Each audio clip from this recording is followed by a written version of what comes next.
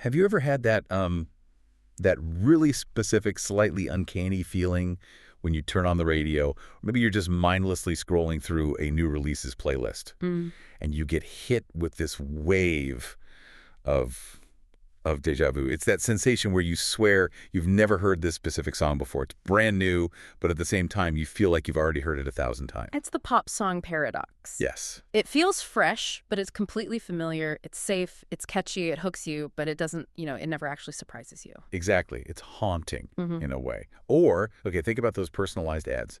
You buy one pair of running shoes, just one, and suddenly the entire internet decides your whole identity is marathon runner. Oh, yeah. Everything is targeted. It feels like the machine knows you, but it's actually just shoving you into a prefabricated box. It feels manipulative. It feels manipulative because, well, in many ways it is. And while we tend to think of this as a very modern problem, a symptom of the algorithm age of big tech and all that, there was a man who predicted this exact state of affairs. He did. Decades before the internet was even a glimmer in a computer scientist's eye. And today, we are unpacking the life and mind of that man, Theodor W. Adorno. He was a German philosopher who looked at the bright, happy world of pop culture and saw a factory floor. This is a guy who fled the Nazis, hated jazz with a burning passion, and argued that our leisure time, our weekends, our movie nights is actually just an extension of our workday. He is a fascinating, a difficult, and often very intimidating figure. I mean, he was a man of massive contradiction. Like walking contradiction. Totally. He was a Marxist who was constantly accused of being an elitist snob. He was a victim of fascism, who was later attacked by left-wing students for being too conservative. And personal favorite. Yes. He was a classical music prodigy who also analyzed horoscopes to understand the decline of Western civilization. Which is a bold combination of interests, you have to admit. It is. Yeah. But our mission today is to get past that intimidation factor. We are going to look at his journey from being a wunderkind in Frankfurt to an exile in sunny California, writing about the devil with Thomas Mann. And we're going to tackle his most famous, his most heavy-hitting concept, the culture industry. And we have quite a stack of sources today. It ranges from, biographical accounts of his early life to his incredibly dense philosophical works like Dialectic of Enlightenment. Right. And then on the other side, critiques from modern musicologists who think he just got it all completely wrong. So it's a heavy stack. It is, but we're going to break it down. So let's start at the very beginning. Who was this guy before he became this grand hotel abyss of philosophy?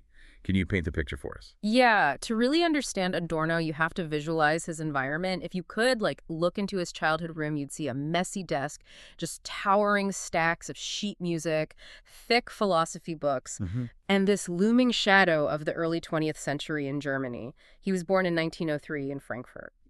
But here is the first interesting detail.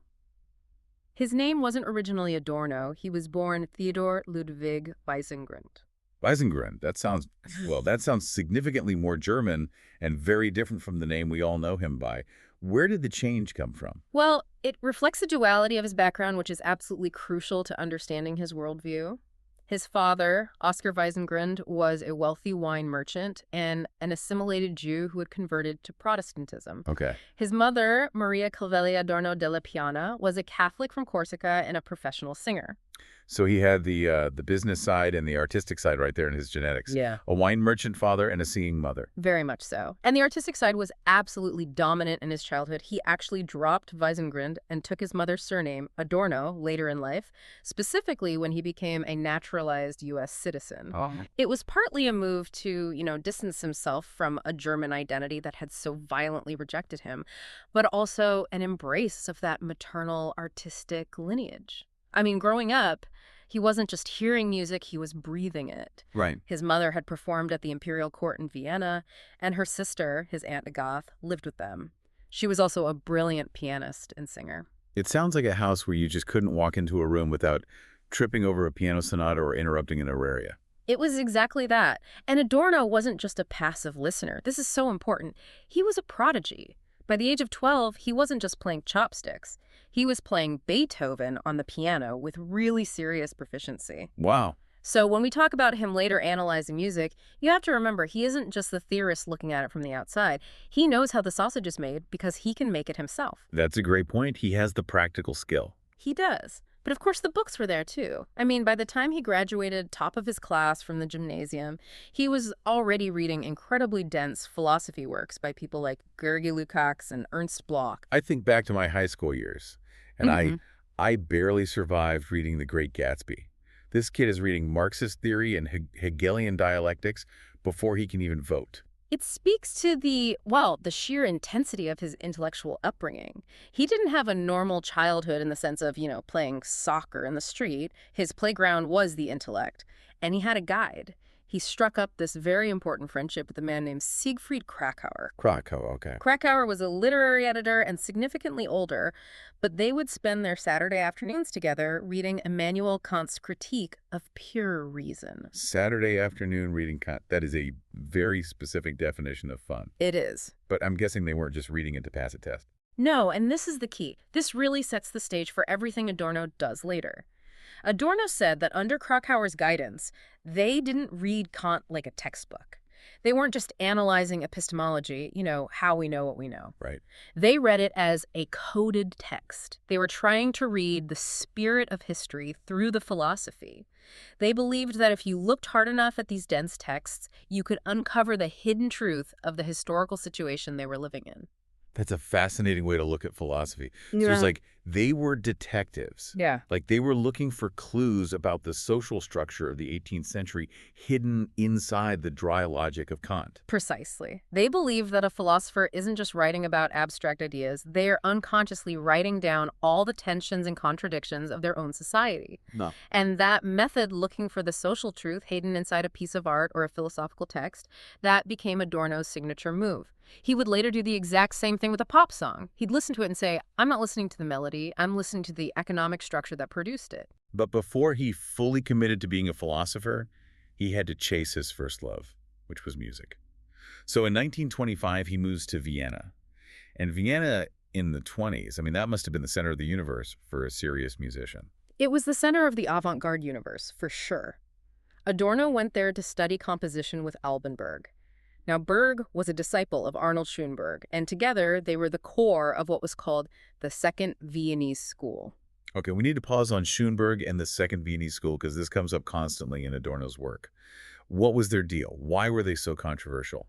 They were rebels in the truest sense of the word. They felt that traditional tonal music, the stuff that sounds nice to our ears, the music of Mozart, Beethoven, even Wagner, Right. that it had run its course. It was exhausted. Yeah. They believed that the whole harmonic system, where a song starts in a key, goes on a little journey, and then resolves back home.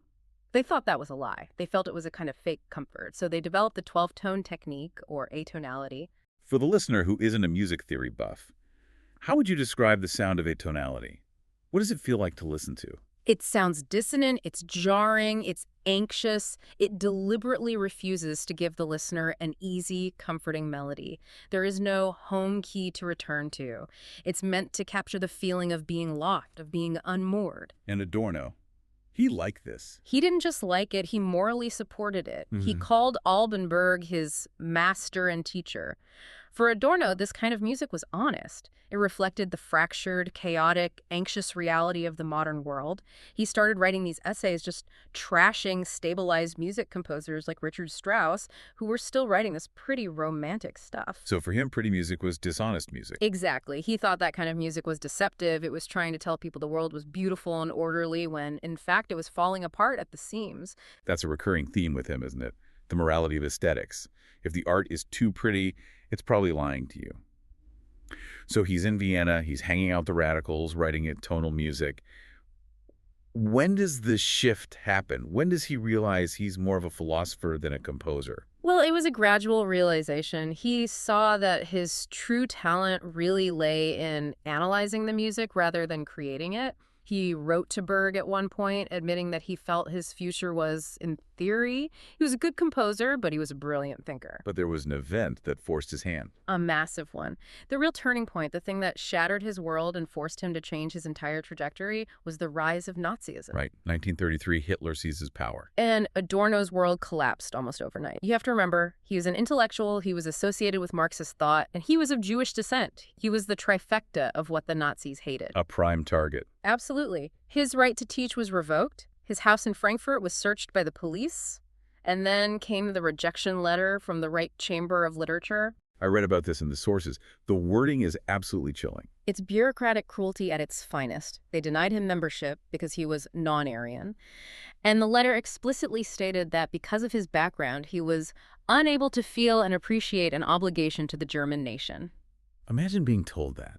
Yeah. That you were incapable of feeling an obligation to your own home, the place you were born, the language you speak, just because of who your father was? It's devastating, and it forced him into exile. This kicked off a 15-year journey that would take him from the hallowed halls of Oxford, where he was, kind of humiliatingly, treated like a student again, despite being a brilliant scholar, to the bustling streets of New York City, and then eventually to the sunny coast of California. Let's talk about that New York chapter, because this is where I think the Adorno versus the world dynamic starts to get. Well, it's funny, in a dark sitcom kind of way. He gets involved in something called the Radio Project, right? Yes, the Princeton Radio Project. It was funded by the Rockefeller Foundation and led by a sociologist named Paul Lazarsfeld. Lazarsfeld was brilliant, but he was very American. What do you mean by that? He was a positivist. He believed in data, in numbers, in charts. He wanted hard empirical evidence. So you have Adorno, this intense European theorist who reads Kant for fun and believes truth is hidden in the spirit of history. Yes. And Lazarsfeld, who just wants to see the spreadsheets. Exactly. It was a complete and total culture clash. Lazarsfeld wanted to know how people listened to the radio. He wanted hard data. He wanted to know if people liked song A more than song B. They even had this device. Oh, this is incredible. They called it the Lazarsfeld-Stanton Program Analyzer, or affectionately, Little Annie. Little Annie. And listeners would be given this device, and they could press a green button if they liked a part of a song and a red button if they disliked it, all while the song was playing. The proto-like button. Adorno must have looked at that and just lost his mind. He despised it. He looked at this button and essentially said, "Are you kidding me?" His insight, I think, was profound. He wrote, "Culture was simply the condition that precluded a mentality that tried to measure it." That's a dense sentence. Let's really unpack that. What is he actually saying there? He's saying that the moment you try to measure the impact of a symphony or any piece of art by just pressing a binary button, yes or no, like or dislike, you have fundamentally destroyed the experience of the art. You've killed it. You've killed it. Art is a process. It unfolds over time.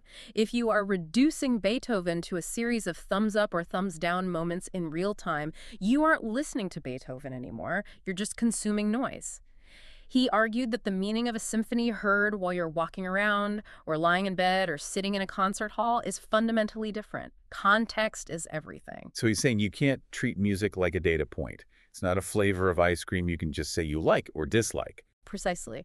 And he felt that by treating it as data, the radio project was actually part of the problem. They were treating listeners as consumers to be analyzed, not as human beings experiencing art. Right. And there's a wonderful anecdote from this time that sums up his complete confusion with American culture. A colleague comes up to him and asks, "Dr. Adorno, are you an introvert or an extrovert?" A standard personality quiz question. We wouldn't even blink at that today. To us, it's completely normal. To Adorno, he was just baffled. He later wrote that he realized Americans think in multiple choice questionnaire models, as if the human soul, this complex, contradictory, messy thing, can be checked into box A or box B. Wow. He found it reductive and honestly terrifying. He saw it as a sign that people were losing their ability to think in complex, nuanced terms. So he clashes with the data guys in New York. He's clearly not fitting in. Yeah. And eventually he heads west to California. To German California, as Thomas Mann called it. In the 1940s, Pacific Palisades was this surreal enclave of exiled German intellectuals. You have to picture this. You have Adorno, Thomas Mann, Bertolt Brecht, Arnold Schoenberg. That's a lineup. Some of the greatest minds of European history, all living within a few miles of each other, right next to Hollywood stars, driving cars for the first time, and sitting under palm trees. It's such a bizarre image. All these brilliant minds fleeing Hitler, sitting in the California sunshine, probably just complaining about the lack of good bread. Probably. And collaborating. This is a lesser-known fact, but Adorno actually helped Thomas Mann write the musical sections of his famous novel, Dr. Faustus. I didn't know that. The novel is about a composer who sells his soul to the devil in exchange for musical genius. And Mann essentially asked Adorno, how would you compose music if you were in league with the devil? And Adorno was like, I gotcha. I know exactly how that sounds. He did. He advised Mann on the descriptions of the fictional composer's work, basing it largely on the 12-tone technique of Schoenberg. It just shows how deeply Adorno thought about the dark, the demonic side of creativity. He believed that real, honest art in the 20th century had to be dark. It had to be difficult. Which brings us directly to the core of his work, the big theory. While he's in the U.S. watching the rise of Hollywood and mass marketing and this multiple-choice culture, he writes along with Max Horkheimer, Dialectic of Enlightenment. And in that book, they coined the term that defines his entire legacy, the culture industry. This is the centerpiece, the culture industry. And I want to really stress the wording here. He doesn't call it popular culture. He doesn't call it mass art. He calls it an industry. Why is that distinction so important to him? Because calling it popular culture implies that it comes from the people, that it's some kind of grassroots expression of what people genuinely like. Right, that it bubbles up from below. Adorno argues the exact opposite. He says mass media radio, film, magazines, and later TV is a top-down system. It is a factory. And its goal is not to enlighten or challenge or express some deep truth. Its goal is to produce standardized goods to keep people passive. Passive how? What does the industry gain from us being passive? Well, Adorno argued that the culture industry is designed to make capitalism aesthetically pleasing. It's the soma of our society, to borrow from Aldous Huxley. It keeps us distracted, obedient, and ultimately content with the status quo. So it's a kind of drug. It is. Think about it. If you were exhausted from working at a factory or an office all day, you were drained. You don't want to come home and read difficult philosophy or listen to a tonal music that challenges your very soul. You want to zone out. You want to watch a sitcom. You want to hear a catchy pop song that doesn't ask anything of you. Exactly. And Adorno acknowledges this need, but he argues that the industry exploits it. It offers you entertainment that requires zero mental effort. He called it baby food. Pre-digested. Yes. It's already been chewed for you. You just have to swallow. And to achieve this, the industry relies on two key concepts: standardization and pseudo-individualization. Okay, these are big terms. Let's unpack standardization first. What does he mean by that? Standardization is the idea that everything in the culture industry follows a rigid, predictable formula. A pop song has a verse, a chorus, a bridge, another chorus. A superhero movie has an origin story, a setback, a training montage, and a big CGI battle at the end. The beats are always the same. Always. The details change. Maybe the superhero wears red, maybe he wears blue, but the underlying structure is ironclad. Adorno says, we aren't responding to the content, we are responding to the formula. We find comfort in knowing exactly what is going to happen next. But wait, if everything was exactly the same, wouldn't we notice? I mean, wouldn't we get bored and just stop buying it? That is where pseudo-individualization comes in. This is the trick, the magic trick of the whole system. The industry adds small flaws or quirks a hook in a song, a specific actor's charisma in a movie, a slightly different setting for a sitcom. These are designed to give the illusion of choice and novelty. So it's like different flavors of the same soda. It's all just sugar water and carbonation, but one is cherry and one is lime. That is the perfect analogy. Adorno argues that we fall into this consumer trap. We think, oh, this song really speaks to me. It's so unique. It defines...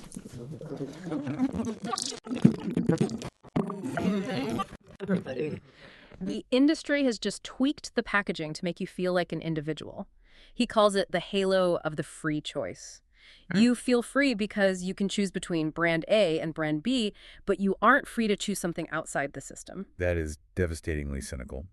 But also, I have to admit, when I look at the top 10 chart or the selection of movies at the Cineplex, I kind of see what he means. He even broke it down psychologically. He outlined how we process a hit song. He listed what he called the 5 components of recognition. It's almost a step-by-step guide to how we get brainwashed by a catchy tune. Okay, walk us through these. I want to know how I'm being manipulated. Okay, so imagine a new song comes on the radio. Step 1 is vague remembrance. Vague remembrance. You hear it and you think, wait, have I heard this before? It feels familiar because it's using the same standardized blocks, the same 4 chords, the same beat as every other song you like. So it triggers that warm, fuzzy feeling of familiarity. Okay, step 2. Actual identification. You recognize the song, you place it, oh, this is that new track by Taylor Swift or whoever it is. You have successfully identified the product. Right, like checking a box. What's step 3? Subsumption by label. You categorize it. This is a banger. This is a sad ballad. This is a workout song. You file it away in your mental genre box. You aren't really listening to the notes anymore. You're filing the data. That's accurate. Okay, step 4. Self-reflection and the act of recognition. This is where the ego gets involved. You feel good about yourself for recognizing it. You think, I know this song. I'm in the loop. I am culturally relevant. The pleasure comes not from the music itself, but from the act of identifying it. You're patting yourself on the back. And the final step. The nail in the coffin. Psychological transfer of authority to the object. This is the kicker. You transfer your own power, your own critical judgment to the song. You submit to it. You say, this is a great song, when in reality, you have just been conditioned to accept it. So you don't actually love the song. You submit to the social power of the song. You like it because everyone else likes it, and the machine told you to like it. Wow. That's intense. It makes listening to the top 40 sound like a cult initiation. For Adorno, it wasn't far off. He saw this passivity, this willingness to just accept what is fed to you as incredibly dangerous. And not just because it makes for boring art. He believed this mindset directly paved the way for fascism. Which connects to his other major work, right? Yeah. The authoritarian personality. Because while he's analyzing pop songs, he's also trying to figure out the biggest question of the 20th century. How did a civilized country like Germany fall for Hitler? Exactly. Adorno didn't see fascism just as a political party that seized power. He saw it as a psychology, a personality type. After the war, he worked on this massive sociological study that developed the F scale, the fascism scale. And what were they measuring with that? They were looking for specific personality traits that made someone susceptible to authoritarian propaganda. And they found a cluster of them. Things like blind obedience to authority, extreme aggression toward outsiders or minority groups, rigid conventionalism, always sticking to the rules, and a real lack of spontaneity. And how does this connect back to the culture industry? What's the link? This is the bridge. Adorno argued that propaganda doesn't just hypnotize normal people out of nowhere. It exploits a psychological area that has already been softened up, preconditioned by mass culture. He wrote that fascist propaganda treats people as genuine children of today's standardized mass culture. So if you're trained to accept standardized music and standardized movies without questioning them, you're primed to accept standardized political slogans. If you lose the ability to think critically about your entertainment, if you just swallow the baby food without thinking, you might lose the ability to think critically about your political leaders. You become one of the obedient listeners. that is a terrifying thought. The idea that bad TV prepares you for a dictator. It is. And it's why Adorno took pop culture so seriously. He didn't hate it just because he was a snob, though, okay? He was a bit of a snob. A little bit. He hated it because he thought it was eroding the democratic mind. So in 1949, Adorno finally goes back to Germany. The war is over. The Nazis are gone. But he doesn't think the danger is over, does he? Not at all. He returns to Frankfurt to help rebuild the Institute for Social Research, and he becomes a lightning rod for criticism. He argues that National Socialism didn't just vanish in 1945 when Hitler died. He believed it survived in the mindsets of the people and within the institutions themselves. He wrote extensively about education after Auschwitz, arguing that the primary #1 goal of all education should be ensuring that something like Auschwitz never happens again. And this is where he drops one of his most famous and most controversial lines, a line that poets and artists have been arguing about for decades. To write poetry after Auschwitz is barbaric. It's a line that is so often misunderstood. People hear that and they think he meant no more art allowed. That's how it sounds. Stop writing poems, it's over. Pack it up, everybody. But what he really meant was that traditional culture, the culture of beauty and romance and uplift, had failed. It hadn't prevented the Holocaust. The Nazis listened to Beethoven and read Goethe while they ran the death camps. That's a chilling point. So to continue writing beautiful, comforting poetry as if nothing had happened was a lie. It was barbaric because it ignored the reality of the horror. He believed that art, after Auschwitz, had a duty to be difficult. It had to reflect the suffering, not to paper over it. Which brings us back to music. Because if there's one thing Adorno is famous for on the internet today, besides the culture industry, it's being the guy who absolutely hated jazz. The jazz problem, yes. It is undoubtedly the most polarizing part of his entire legacy. Why, though? I mean, jazz is usually seen as the ultimate expression of freedom, improvisation, soul, breaking the rules. How does Adorno look at a Miles Davis solo and see fascism? It's a huge leap, isn't it? But Adorno looked at jazz and he saw the complete opposite of what we see. He viewed it as just another product of the culture industry. He argued that the improvisation in jazz was fake. Fake? How can improvisation be fake? That's the whole point. He said that while a jazz musician might take a solo, they are doing it within a rigid, standardized structure, usually a 44-time signature and a set of harmonic progressions. He called this pseudo-individualization all over again. The illusion of freedom. The illusion of freedom. He thought the wildness of jazz was a marketing gimmick. He thought the syncopation, the offbeat rhythm, was just a decoration on top of what was essentially a rigid military march beat. He thought it made people feel free while they were actually just dancing to a rigid, controlled beat. I feel like there are a lot of jazz musicians and historians and fans who would want to have a word with him about that. And many critics have. I mean, historians like Eric Hobsbawm have called Adorno's writings on jazz some of the stupidest pages ever written. Wow. They argue he was elitist, that he didn't understand the African-American context of the music, how it was a language of resistance and community, and that he was just blinded by his European classical training. He was listening to American jazz with German ears, and he just didn't get it. It does seem like a massive blind spot. Yeah. He can analyze a Beethoven sonata to death, but he hears a saxophone and just thinks, factory product. Yeah. It's definitely his biggest and most criticized blind spot. But to be fair to his own internal logic, remember, he championed the new music Schoenberg and the atonals precisely because it wasn't pleasurable. It forced the listener to think, to confront dissonance. He thought jazz, because it was danceable and enjoyable, was just another drug for the masses. So for him, art shouldn't be fun. He believed it should be true, and the truth, for him, wasn't fun. Before we get too heavy on his famous grumpiness, we have to mention the traffic light. The Adorno traffic light. I love this story because it's so petty and so human. Yes. Amidst all this high-minded theory about fascism and atonal music, there is a very practical Adorno legacy in the city of Frankfurt. In 1962, a pedestrian was killed near the university, crossing a busy road. And Adorno wrote this furious letter to the city demanding a traffic light be installed to protect the students. Did he get it? It took them 25 years. It was finally installed long after he died. But it's just this nice reminder that despite his reputation as this aloof theorist in an ivory tower, he was engaged with the physical safety of his city. He did care about the student. Which makes the end of his life even more tragic. Yeah. Let's move to the 1960s. The student protest movement explodes in West Germany. And these students, they love Adorno. At first. They absolutely did. They read Dialectic of Enlightenment. They saw him as a hero of the left. They thought, here's the guy who explained how the system controls us, how capitalism dupes us. He gave them the intellectual ammunition. He did. But 1968 was a time of action. Molotov cocktails, barricades in the streets, massive protests against the Vietnam War. The students wanted Adorno to lead them. They wanted him to grab a megaphone and join them on the barricades. And Adorno says, no. He says absolutely not. He completely rejected what he called actionism. He believed that mindless action was just as bad as mindless consumption.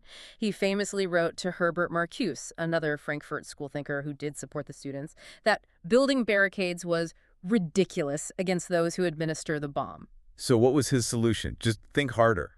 Essentially, yes. He refused to be a mouthpiece for the movement. He believed the philosopher's job was to think, to critique, not to throw stones. And the students did not take that well. They turned on him viciously. They started calling him Teddy the Classicist. They disrupted his lectures. At one point, there was a banner that read, Berlin's left-wing fascists greet Teddy the Classicist. Ouch. Left-wing fascists. That's throwing his own theory right back in his face. It is. And it all culminated in one of the most bizarre and frankly sad incidents in the history of philosophy, the so-called Brest incident. April 1969. Set the scene for us. Adorno is attempting to give a lecture called An Introduction to Dialectical Thinking. The hall is packed. A student gets up and writes on the blackboard, "If Adorno is left in peace, capitalism will never cease." Okay, a clear provocation. And then 3 female students approach the podium. They bare their breasts and scatter flower petals over Adorno's head. It sounds like a prank or a piece of performance art, but for a man of his dignity and his generation. It was profoundly humiliating. It was a complete breakdown of the intellectual space he held so sacred. He tried to hide behind his briefcase. He grabbed his hat and coat, and he just fled the lecture hall. Wow. He canceled the rest of his lecture series. He was reportedly deeply, deeply depressed by it. He felt his life's work, educating the next generation to think critically, was being mocked by the very people he tried to teach. They were using this kind of pseudo-activity to silence him. And he didn't live long after that, did he? No. That summer in 1969, he went to Switzerland, to Zermatt and Visp, to try and recover from the stress of it all. He died of a heart attack on August 6, 1969. It's a sad end. The man who warned against the mob eventually gets chased out by one. But here we are, over 50 years later, and we are still talking about him. Why? Why does Adorno still matter in the 21st century? He matters because the world he described in the 1940s looks exactly like the world we live in today. In fact, you could argue it's even more extreme now. We mentioned the pop song paradox at the very start. Well, the music critic Alex Ross pointed this out brilliantly. He noted that today, a few huge corporations, Google, Apple, Amazon, preside over these unprecedented monopolies of culture. It is exactly what Adorno feared, but on a global scale.